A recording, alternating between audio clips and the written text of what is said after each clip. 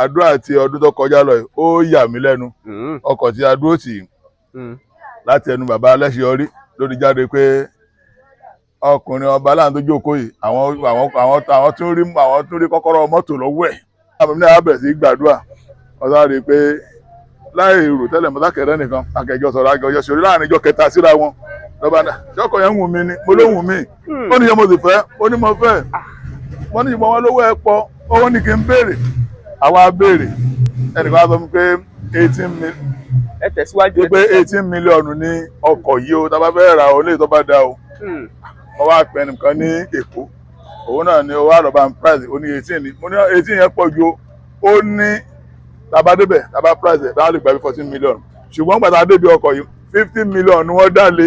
iye tó ń tà nù tọ́dún yà mí lẹ́nu gbàtẹ́ kọ́ sọ pé bẹ́ẹ̀ni bí 40 bẹ́ẹ̀ nígbà tí ìdíwọ́ wa ní wọ́n dẹ́ tọ́dà ní 50 mílíọ̀nù lọ́kọ̀ yẹn àwọn abẹ̀rẹ̀ sí price ṣùgbọ́n wọ́n dí wa nínú owó yẹn. wọ́n á jẹ́ nǹkan tí mo fi mọ̀ pé wòlíì tí wọ́n ń ṣe ti èèyàn tí wọn ò ṣe tara wọn nìkan ni bó dẹ̀ jẹ́ kí Ọlọ́run bùkún àwọn náà ṣùgbọ́n ó yà mí lẹ́nu gbogbo sẹ́ni kí wọ́n kò wá sẹ́ni tí máa ń wá sí sọjí wọn yẹn tí ò ní rí nǹkan dáadáa wí ní lẹ́yìn sọjí ni. ra mọ́tò yẹn bọ̀ níjọ́ ni àtàlà níjọ́ wọ́n sọ̀rọ̀ ní kẹbí ijọ́ kẹjọ mọ́tò yìí dẹ̀ dé.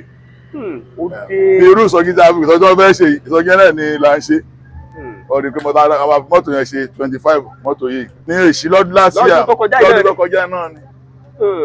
bẹ́ẹ̀ni so bàbá Aláṣeyọrí ó ń gbìyànjú nípa àdúrà níbi àdúrà wọn sì ń gbà ṣùgbọ́n gbogbo ẹ̀kọ́ ló lè mọ̀. aládùúrà ni wá a sì ní àwọn òjíṣẹ́ Ọlọ́run tó gíríkì wa Aláṣeyọrí làwa fi ń ṣàṣeyọrí àní bàbá gbẹ̀jọ́. èmi náà fẹ́ràn orúkọ yẹn o sì ní jẹ́ orúkọ yẹn gbà wọ́n lọ́wọ́ báyìí. ìrà ọkọ̀ àyè tó wà ń bẹ̀. Ọlọ́run ń ṣiṣẹ́ ìyanu ó ń gbọ́wọ́ wọn ṣiṣẹ́ àti rí ìtúsílẹ̀ gidigidi àwọn ọ̀dọ́ gbogbo wọn ti ń làlùyọ ẹni tó ń rọkọ̀ ẹni tó ń kọ́lé ẹni tó ń ṣohun ẹgbẹ́ lóríṣiríṣi àwọn gẹ́gẹ́ mọ̀ wípé iṣẹ́ àdúrà jò àdúrà sì gbà. máa juwọ́ yẹn sí bàbá yẹn máa juwọ́ yẹn sí bàbá yẹn ẹ̀mí ara rẹ̀ ò jábọ́ lójijì máa juwọ́ yẹn sí Ọlọ́run máa juwọ́ yẹn sí Ọlọ́run juwọ́ yẹn sí Ọlọ́run sọ wípé ó ṣe é wípé Ọlọ́run mo dúpẹ́ fún èémí tí mò ń mí sínú Ọlọ́run mo gbé yín ga fún èémí tí mò ń mí sínú Ọlọ́run mo gbé yín ga nítorí bẹ́ẹ̀ jẹ́ kí n mọ iye tó ń ta oxygen lọ́sítù Ọlọ́run ẹ mà ṣe o fún èémí tí mò ń mí sínú fún ẹ̀mí yín nínú ayé mi fún èémí yín nínú ayé mi Ọlọ́run tí òjò ti papòdà. Ọlọ́run bá ń gbowó fún afẹ́fẹ́ tí mo mí èlò ni mo lò pé Dangote lè san kò sólówó kan tó lè san owó ẹni rò mo dúpẹ́ o Jésù fún afẹ́fẹ́ tí mo rí. sọ wípé kábíyèsí Ọlọ́run ayọ̀ ẹni mímọ́ funfun báláwo ayérayé o àtàwé ò sí láyé lọ́run o bẹ́ẹ̀ sí bẹ́ẹ̀ lẹ́ ó máa bẹ́ẹ̀ wípé your majesty àtòbí ìlú mo bá wọ́n sókè bárúgbó ọjọ́ ayérayé ìdọ̀bálẹ̀ mi ó lọ́tàjì ọ̀run.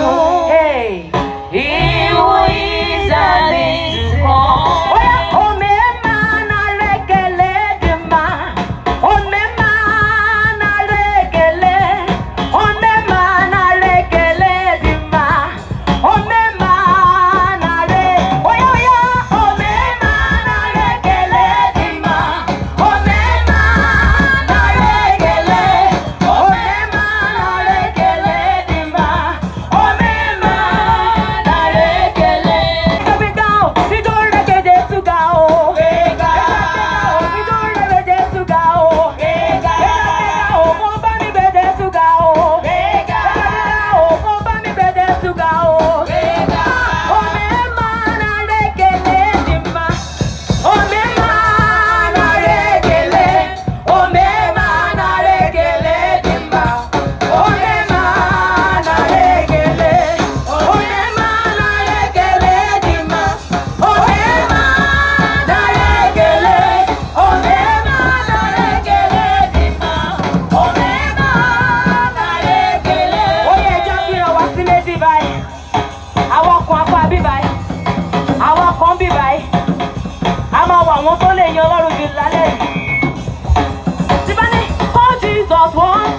Jesus.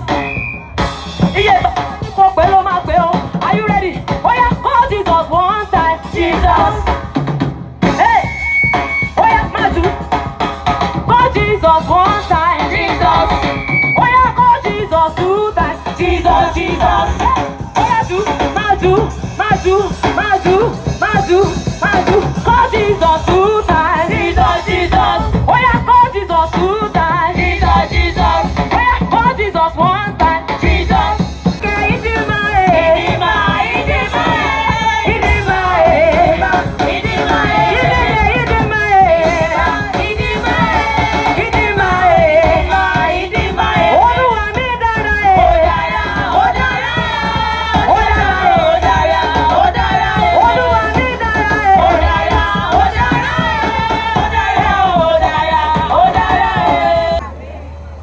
Ọlọ́run gba ọpẹ́ wa, Olúwa gba yìn wa, a dá ògo padà sọ́dọ̀ yín o, ògo ni fún orúkọ yín o mọ̀, títí ayé la ó máa yìn, títí ayé la máa gbé yín ga, Jésù Olúwa wa. Àmín, àmín, àmín lórúkọ Jésù. Ọmọ má sun ẹkún mọ́. Child, cry no more. Ọmọ má sun ẹkún mọ́. Child, cry no more. Omijé gbogbo nù kúrò ní ojú wọn, kì yóò sì sí ikú mọ́ tàbí ọ̀fọ̀ tàbí ẹkún, bẹ́ẹ̀ ni kì yóò sí ìrora mọ́, nítorí pé ohun àtijọ́ ti kọjá lọ. Ibi tí Olúwa sọ pé òun ti fẹ́ ṣiṣẹ́ rẹ̀. That was where God said he's going to walk. Olúwa wa sọ pé And God now says, àwọn ènìyàn ń sun ẹkún gan lọ́wọ́lọ́wọ́ my yìí. people are really crying these days. Pàápàá nínú ọdún yìí, Most especially this year. àwọn èèyàn sun ẹkún They gan. are crying. Olúwa wa ní And God said, òun fẹ́ nu omijé àwọn ènìyàn. He wants to wipe away tears of people. Ìlànà tí Ọlọ́run wá fi lélẹ̀ fún ìsọjí yìí ni pé And the order that God gave for this revival was gbogbo àwọn tó bá máa wá sí ìsọjí yìí pátápátá àti ẹlẹ́kọ̀ọ́ kan àti ìlú Lágboyè. everyone that will partake in this revival, both Elekokan and Lagboye, Kí gbogbo wọn lọ ra aṣọ ìléwọ́ kọ̀ọ̀kan tó jẹ́ white, ìyẹn ni olóyìnbó pè ní handkerchief. every one of them should get one handkerchief each. Olúwa sọ fún mi pé odidi ọjọ́ mẹ́rin yẹn God said for that 4 days, orí handkerchief náà la máa gbàdúrà nígbẹ́. we should be praying on that handkerchief. Kókó àdúrà kan ṣo tí gbogbo á máa tẹnumọ́ fún odidi ọjọ́ mẹ́rin ni pé Olúwa nu omijé mi nù má jẹ́ sun And ẹkún the mọ́. prayer point is that God wipe away my tears. Do not allow me to shed tears any longer. Ọlọ́run gbọ́ igbe gbogbo ẹ̀dẹ́ ìṣòwò àjàpá, gàrí, èlùbọ́ àti bẹ́ẹ̀ bẹ́ẹ̀ lọ. And God listen to your tears, all you traders. Ọ̀nà àbáyọ tí ó máa mú ìṣẹ́gun wá ní Olúwa ní ká gbé ìgbésẹ̀ yìí. And the way out is what God has commanded.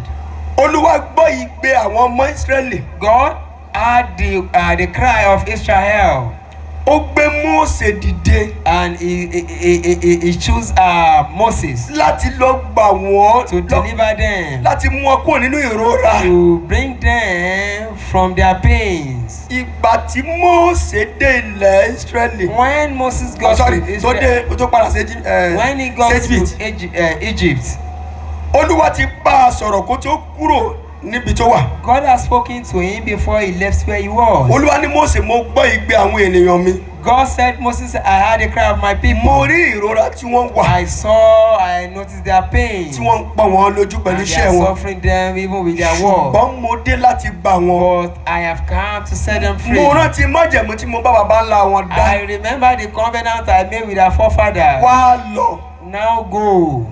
Ó ní àwọn nǹkan tí mo fẹ́ fàyọ fún yín ní gbogbo ìlú Lágboyè lónìí. There's something I want to bring out. You Lagboye. Ipò tí Mósè wà kì í ṣe pé Mósè náà fẹ́ lọ. The position that Moses was there, it wasn't that he wants to go. Ṣùgbọ́n ìpè ó dájú. But the call is sure, it's solid. Ó gbọ́dọ̀ lọ ni. He has to go. Ó dẹ̀ lọ. And he went.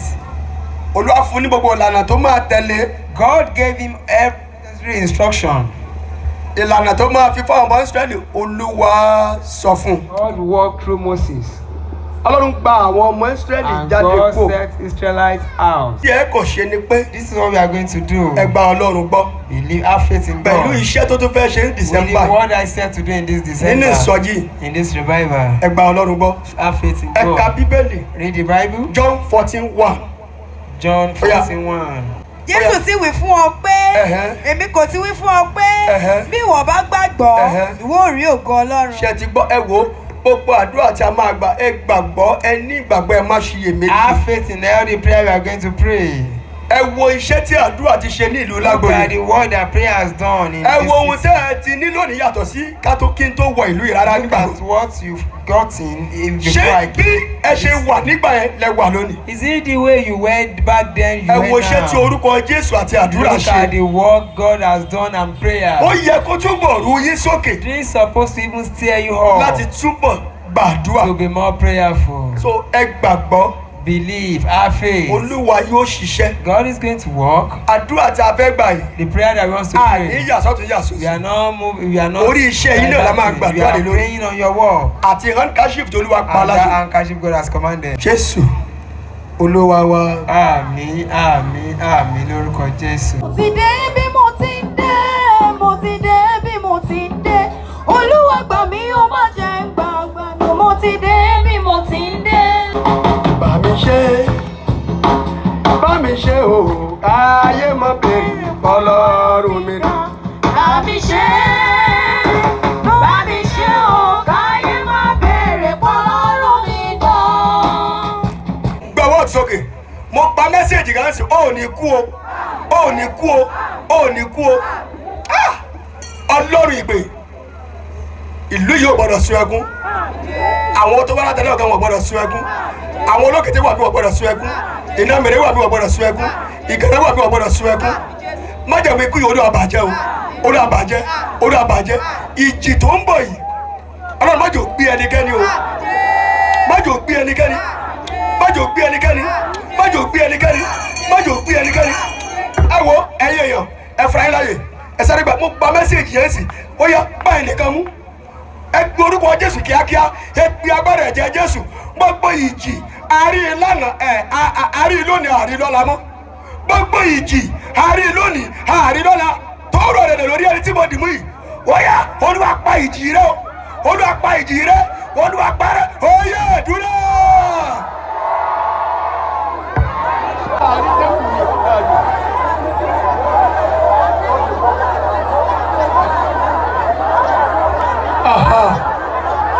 Akọ wípé àwa kì yóò kí nǹkan bí kò ṣe péye ká lè máa ròyìn iṣẹ́ Olúwa.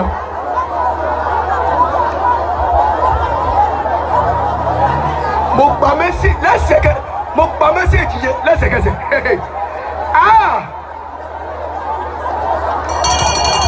Jésù Olúwa wa. Bí wọ́n rí mi lónìí wọn ò rí mi lọ́la, ó yẹ Olúwa parẹ́ lórí mi. Èjì ọ̀dọ́ àgùntàn parẹ́, ẹ̀jẹ̀ Jésù parẹ́, Olúwa panẹ́jì, ó yá àdúrà. Yes, Olúwa panẹ́ ìjì lórí mi.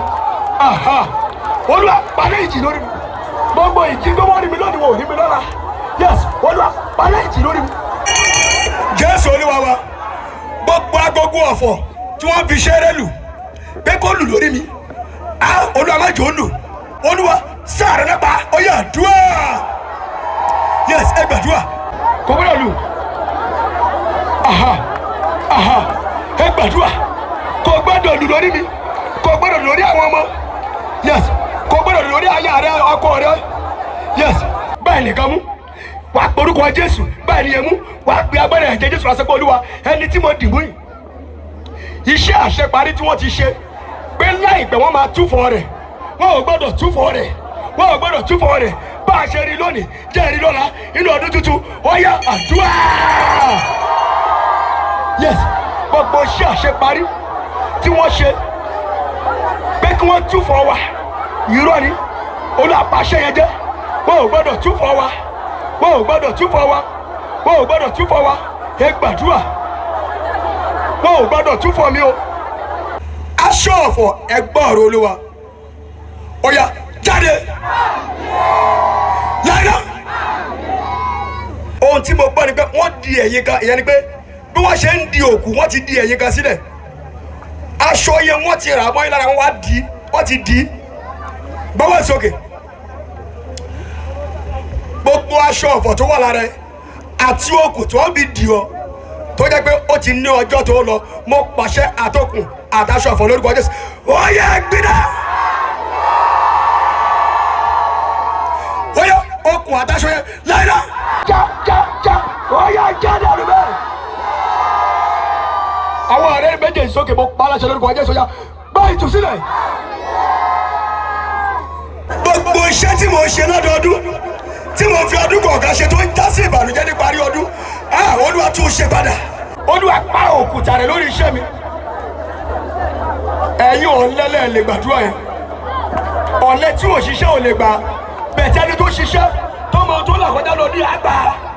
gbogbo ọfà tó wà nínú ọwọ́ yìí tó ń ba iṣẹ́ mi jẹ́ tó ń ba ìdáwọ́lé mi jẹ́ àti iṣẹ́ mi àti gbogbo tí mo bá dáwọ́lé ó yá láti wákàtí lọ ọfà tó ń bàjẹ́ tó wà nínú ọwọ́ yìí ó yá Jésù ẹ fàyọ nínú ọwọ́ mi ẹ fi náà gbé jáde nínú ọwọ́ mi gbogbo ọfà tó ń ba ìdáwọ́lé mi jẹ́ gbogbo ọfà tó ń ba iṣẹ́ mi jẹ́ tó ń ba òkòwò mi jẹ́ tó jẹ́ pé nínú ọwọ́ mi ló wà ó yá lọ́wọ́lọ́wọ́ Jésù Olúwa ẹ fọwọ́ yín ba ọwọ́ mi ó yá ẹ fàyọ. gbogbo ọfà ìyàgàn ọfà òkúta ọfà àgbààná tó wà náà wọ̀nyí tó ń kó bá iṣẹ́ mi ọfà gbèsè tó wà náà wọ̀nyí ẹ̀yin gé gbàdúrà ẹ̀ mọ ohun tó ń ṣe yín náà. òfò ọdọọdún ọdún àpárẹ àdánù ọdọọdún ọdún àpárẹ àṣẹ tí ọdọọdún ọdún àpárẹ lórí iṣẹ́ mi ẹ gbàdúrà. gbogbo ká máa fọwọ́ yíwọ́ lórí iṣẹ́ lórí ọjà olùfẹ́ dédé tún parẹ́ Olúwa gbà mí.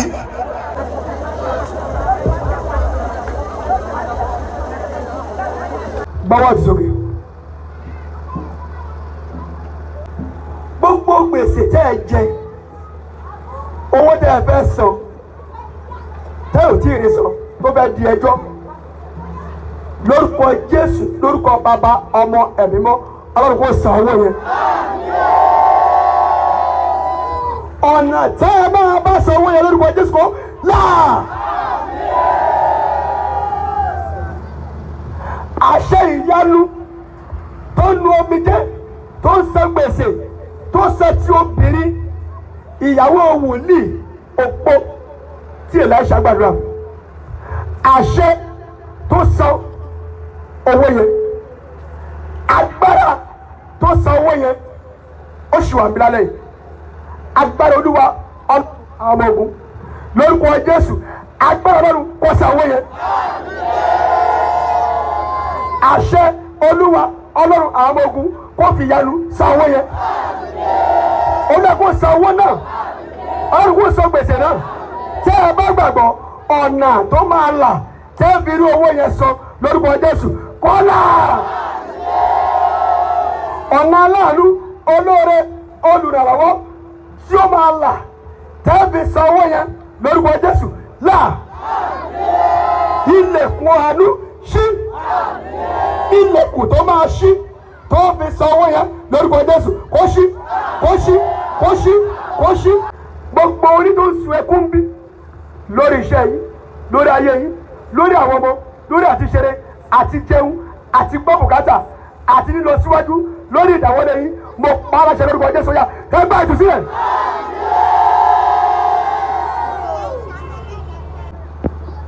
mi kì í fẹ́ kọjá ìlànà tó lúwa bá lànà o àdúrà tá a gbà lẹ́lẹ́kọ̀ọ́ kan jù yìí lọ ṣùgbọ́n nítorí ẹ̀rọ fi máa ń bà mí yẹn ó ò lè sọ pé mo ti ṣe mìíràn ló ṣe mìíràn Olúwa sọ fún mi pé wo bí má pe àdúrà sá máa sọ tẹ́lẹ̀ sáyé o ọba òkúta ọba tó ń gbowó jẹ́ ọba tó ń tú owó ká ọba tó ń tú ọjà ká gbogbo ọba tó wà lọ́wọ́ yìí tó jẹ́ kí ọjà dàrú tẹ́ ẹ bá bí jàdé yìí ń tà mo pàṣẹ ọfà jáde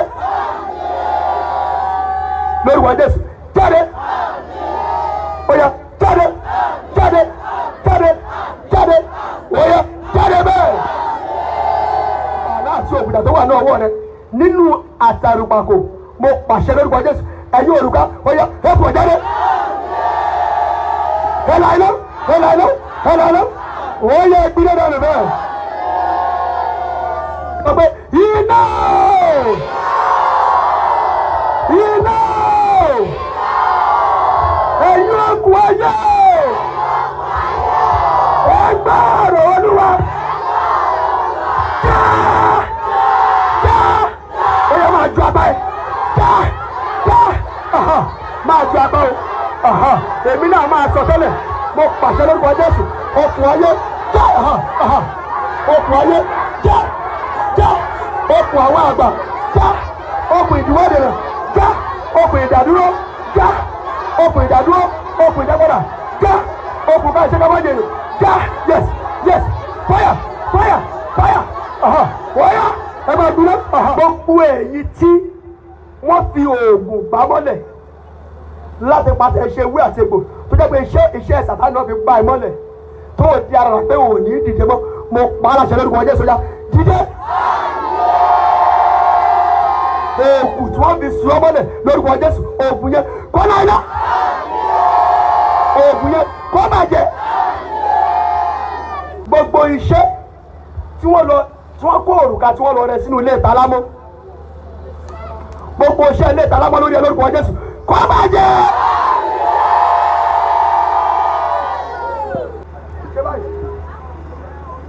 Gbogbo iṣẹ́ inú adìyẹ tó ń nà tàtàtà tó fi ṣe òkùnkùn pè pa tí wọ́n ní bó ṣe máa kú nìyẹn ìrọ̀lẹ́ pa mo forúkọ Jésù dá májẹ̀mú ẹrú mo forúkọ Jésù pàṣẹ ẹ̀jẹ̀ iṣẹ́ ẹ lórúkọ Jésù kọ́ bàjẹ́ lórí ẹ. Gbogbo àìsàn náà tàtàtàtà pé kò kú àìsàn yẹn parẹ́ àìsàn parẹ́ lọ́rẹ́lọ́rùn. Okùn tí wọ́n fi so ìwọ àtọyún inú rẹ̀ mọ́ ara igi kígi tó nǹkan lè jẹ́ ìwọ àti ọmọ rẹ̀ oyún inú rẹ̀ lórúkọ Jésù mo pàṣẹ ya báyìí tún sílẹ̀. Ẹ̀yin aláboyún tí ọjọ́ yìí ti gbẹ́jà bẹ́ẹ̀ bímọ tí wọ́n so mọ́ ara igi mo pàṣẹ lórúkọ Jésù àti ẹ̀yin tí wọ́n so mọ́ ara èrè ọmọ láńgídí mo pàṣẹ lórúkọ Jésù báyìí tún sílẹ̀ báyìí yẹ lọ bímọ agbára tí èèyàn bí bímọ wọ́n rẹ́ lórúkọ Jésù ẹ̀yin aláboyún gbà. So aláboyún mo pè kí aláboyún yẹn bọ́wọ́ ẹ wá mo pàṣẹ báyìí tún sílẹ̀ mo pàṣẹ lórúkọ Jésù báyìí tún sílẹ̀ lọ bímọ ogun iṣẹ́ abẹ lórí ẹ kó ṣẹ́wọlẹ̀ báyìí rẹ̀ padà ìwọ yóò bímọ ó láyọ̀ ó ní bóyún kú ó ní kú ó májèmí kú parẹ́ báyìí yẹ. Lórúkọ Jésù ní àkókò tó lọ́ndà ó bímọ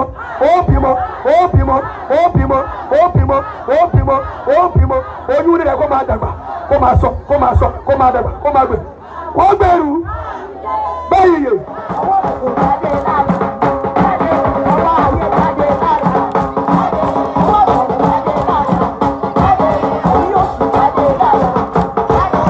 Ìyá ọmọ yìí dà máa bọ̀ mo tún gba mẹ́sẹ̀gì lórí òun àti ìyá ẹ̀ bá ọmú rẹ mú ọmọ ìyá rẹ mú bẹ́ẹ̀ ṣe gbá ọmú yẹn ẹ sọ àsọtẹ́lẹ̀ mẹ́ta sí orí ọmọ ìkẹ́ ẹ̀ súre sí ohun tẹ́ ẹ fẹ́ kó ṣe láyé ẹ̀ tẹ́ inú òbí jẹun lára ẹ̀ tẹ́ ẹ fi ojú yọrọ ó yá sọ́ọ̀sì sọ́ọ̀sì orí ẹ̀ ni ó sọ́ọ̀sì o má sọ́ọ̀sì lẹ́lẹ́ o bá ọmú ẹ ó yá fọwọ́ kan gbá ọmú kò bá fọwọ́ kan lé lára súre fún súre ohun tó fẹ́ kó ṣẹlẹ̀ súre kọ́rí bẹ́ẹ̀ àṣẹ́gun Jésù Olúwa wa ó ti rí bẹ́ẹ̀ ẹ̀yin méjèèjì ẹ̀ rògbòlò Jésù Olúwa wa you can go. Ògbódé o àwa ta ń retí ògo ògbódé o ògbódé o àwa ta ń retí ògo ògbódé o àwa ta ń retí ògo ògbódé o ògbódé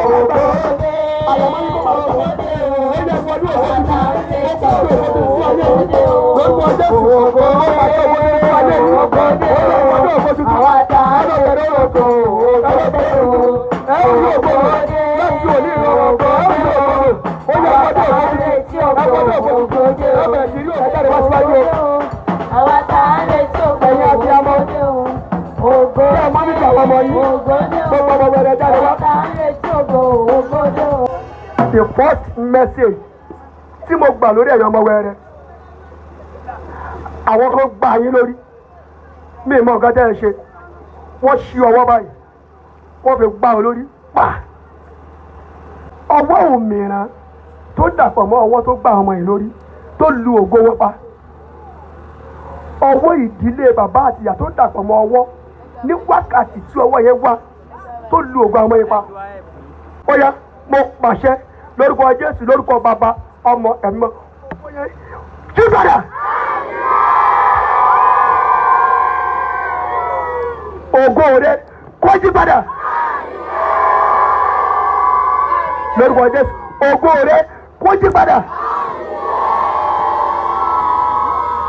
ó pa á láṣẹ lórúkọ Jésù mo pè ẹ̀yin ògo ọmọ yìí jáde wá níbi tó gbé sùn sí níbi tó gbé tẹríba sí ògo oyè dìde lórúkọ Jésù ẹ̀yin ògo ọmọ yìí dìde ẹ máa ṣáì ẹ̀yin ògo dìde ẹ máa ṣáì dìde ògo dìde ògo rẹ kó dìde padà ọyá náwó ẹ máa ń dá sọ̀rọ̀ lóru ẹ̀jẹ̀ yìí náà mọ ohun tó ń fà ọyá mo pàṣẹ lórúkọ Jésù ẹ má tijú ẹ jẹ́ gbàdúrà fún mẹ́sẹ̀gì ni ẹ̀yin ọmọ tẹ ẹ máa ń dá sọ̀rọ̀ pàápàá ẹ̀yin tẹ ẹ máa ń ṣìrànà lórúkọ Jésù ya báyìí tù sílẹ̀ ẹ̀mí tó mú kó máa dá sọ̀rọ̀ kó máa ṣìrànà mo padà ṣe lórúkọ Jésù lọ́wọ́ ẹ̀mí náà báyìí tù sílẹ̀ ẹ̀mí máa dásọ̀ gbọ́ lórí wa lórúkọ Jésù jáde lẹ́yìn náà mo gba mẹ́sẹ̀jì omi ẹjọ́ nítorí Ọlọ́run tẹ bá lè ṣàánú fún wa bóyá pure water tàbí table water ẹ lè ẹyọ ọ̀dà ẹ̀ fún wa agbára tó ṣe ogun ẹ̀sẹ̀ wọlé agbára tó ṣe ogun àlàkàlà wọ́n lómi àṣẹ tó ń porú ọ̀fà àṣẹ tó ń porú ẹ̀sán àṣẹ tó ń porú ogun agbára tó parọ́ ogun agbára tó bí ogun wọn agbára tó ṣe ogun ọ̀dẹ̀ agbára tó ṣe ogun ẹ̀sán agbára tó ṣe ogun àlàkàlà wọ́n lómi agbára ìgbèníjà wọ́n lómi agbára ààbò àti pamọ́ wọ́n lómi agbára tó porú ọ̀fà inú ríru agbára tó porú ọ̀fà orí níbọ̀ lórúkọ Jésù wọ́n lómi.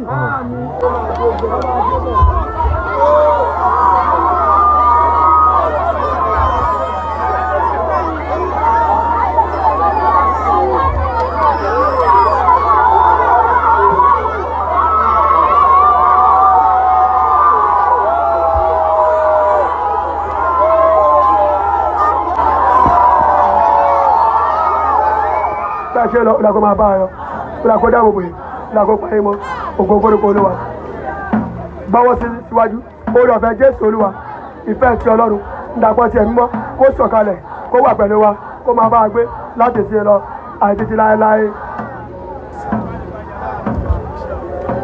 ẹ̀yin èèyàn mi nílé lóko àti ní gbogbo ibikíbi tí ẹ bá ti ń gbọ́ mi tó bá jẹ́ àárọ̀ lẹ́wà ẹ káàárọ̀ tó bá jọ̀sán lẹ́wà ẹ káàsán tó bá dé jáṣálẹ́ lẹ́wà ẹ káalẹ́ mo mú ìròyìn ayọ̀ kan wá fún yín ni o nípa Bembeyeke TV ẹ jọ̀ọ́ torí Ọlọ́run ẹ máa bá mi wò ó ẹ wo ó ní lèmi náà máa ń wò ó ṣẹ́rí tí n bá ti ń wò mo máa ń gbàgbé ìrònú mo tiẹ̀ máa ń gbàgbé pé bóyá mo jókòó ni tàbí yá mo sùn tàbí yá mo dúró tẹ́yin náà bá ti ń wò ẹ máa rí ọgbọ́n kan tàbí méjì kan níbẹ̀ ẹ máa ṣe kí ni ẹ máa tẹ̀ sójú ẹ̀ kẹ̀dẹ̀ máa wò ó.